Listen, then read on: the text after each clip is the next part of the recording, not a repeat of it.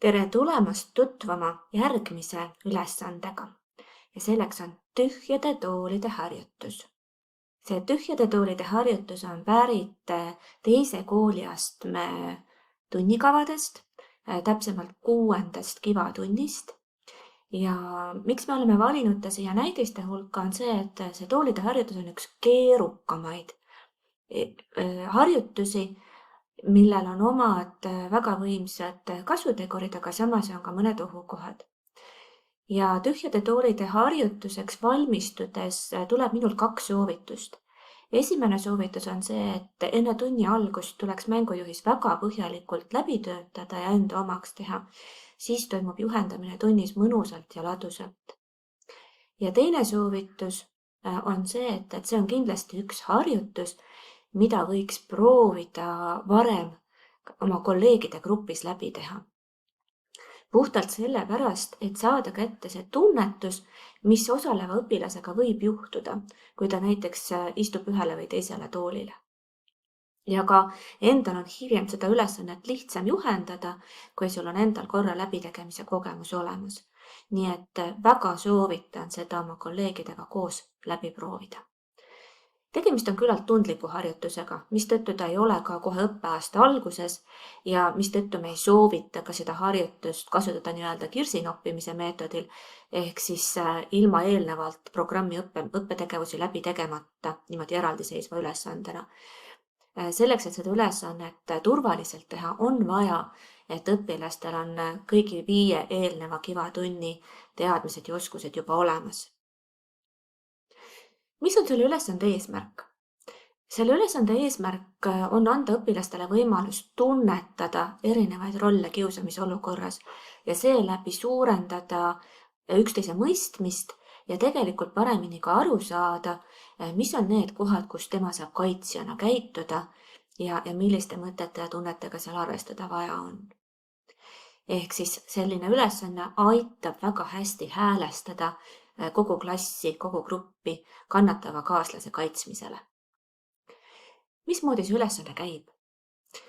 Selleks, et seda ülesannet teha, on sul tarvis parajat tühja põrandapinda, kas siis klassi ees või koridoris või kuskil suuremas ruumis ja umbes 10 tühja tooli, mida lavastamisel kasutada. Ja ülesanne seisnebki selles, et õpilased loovad nende tühjade toolide abil kiusamise olukorra. Sellise olukorra, kus on toolidena välja lavastatud, paika pandud kõik kiusamisolukorras tüüpilised rollid, sealhulgas nii kannatav laps ehk ohver, kiusaja, kiusaja kannustajad, kiusaja abilised, aga ka vaikivad heakskiitjad ja kaitsjad. Ja need toolid tuleks siis õpilastel paigutada nii, et kõrvalt vaadates on aru saada, millised nende omavahelised suhted ja võimuvahekorrad on. Õpilased teevad seda mõnusasti omavahel arutades ja toole edasi-tagasi nihutades, et see sünnib niimoodi koosloomena. Kui kiusamise olukord on paika pandud, kutsub õpetaja õpilased veidi eemale, kas või sinna olukorra ümber ringi, ja me vaatleme koos valminud stseeni, arutame nähtava üle. Mida me seal näeme? Mida keegi teeb mingis rollis?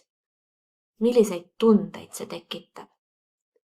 Ja kui me oleme üheskoos ülevaate olukorrast saanud, siis õpetaja julgustab õpilasi proovima erinevate rollitoolide peale istumist.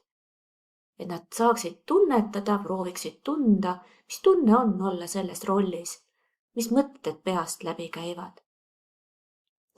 Ja õpetaja võib julgustada õpilasi ka teistele kohe jagama seda, mis tunne on, mis mõtted peas on. Kas mul on siin kohas lihtne olla? Või ma pigem ei tahaks siin olla, tahaks kuskil mujal olla? Või jumalast äge on? Et täpselt nii, nagu õpilased parasjagu tunnevad. Mis meie enda kogemus on see, et ikkagi ka need lapsed, kes proovivad istuda kiusaja toolile, nad hästi ruttu ütlevad, et ma ei taha siin olla, siin on tegelikult väga paha olla. Ehk siis see on hästi kooskõlas ka päriselus sellega, et sageli ka lapsed, kes teisi kiusavad, tegelikult tunnistavad, et nad ei taha seda teha, aga näiteks nad on sattunud sinna rolli ja teised kõik ootavad, et nad neid inetuid asju teeks. Seejärel võtame uuesti õpilased eemale ja küsime, mis võiks seda olukorda muuta ja julgustame siis õpilasi lisama paar kaitsjarollist tooli. Oluline on see, et see olukord leiaks siin selle mängu käigus lahenduse, et ei jääks sisse seda ebamugavat pinget. Ja jällegi õpilased võivad proovida istuda kaitsjate toolidele ja jagada kogemust. Nüüd nende erinevate toolide proovimisega võib mõne õpilase sisse jääda rasket tunnet. Et üks asi, mida me selle mängu lõpetuses teha võime, on teha kas või puhtalt raputada ennast sellest rollist välja, teha füüsiliselt a la rollist või mängust väljaastumise liigutus, et aidata õpilastel sellest välja lülituda. Ja teine teema on see, et kui nüüd kellegile jäigi mõni raske tunne sisse, siis ühelt poolt õpetaja ise võiks tähelepanelikult jälgida, kuidas õpilased ennast selle järel tunnevad. Kindlasti võiks harjutuse lõpus teha väikest kraadimise harjutust, et kui kerge või raske mul praegu olla on. Ja kui mõnel õpilasel on väga raske, et siis proovida arutada, mis seda rasket tunnet praegu teeb ja kuidas me saaksime olukorda paremaks. Või siis julgustada õpilasi ka pärast tulema ise rääkima, kui paha tunne, kui sul ülesandest mingil põhjusel paha tunne sisse jäi. Ja siis õpetaja hiljem individuaalselt kuulab lapse ära ja siis proovitakse otsida koos viise, kuidas nüüd sellest pahast tundest lahti saada. Ehk siis tuleb olla hästi tundetaiplik selle ülesande juures. See on väärt proovimist. Nii nagu ma ka alguses ütlesin, julgustame seda eelnevalt ka täiskasvanute grupis läbi mängima ja katsetama. Ja kohe te näete ka väikest lühiversiooni sellest ülesandest meie järgmises näitevideos.